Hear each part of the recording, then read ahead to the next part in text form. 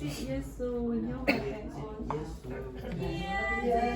Giêsu nhiều mãi bé con, quê Chúa Giêsu có vì nhớ chiều, Giêsu nhân mãi mãi nhớ ban, cùng mãi yêu thương thiết chiều Giêsu, mùa tháng xuôi muôn lần hỏi Chúa miền.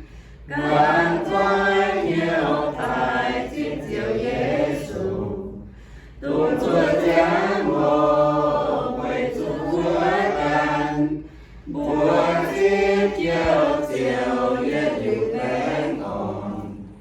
Nhưng nếu tươi chưa thật buồn tốt nhầm, dẫu sao nan gì mai đường nhé nhau, dòng miền nhé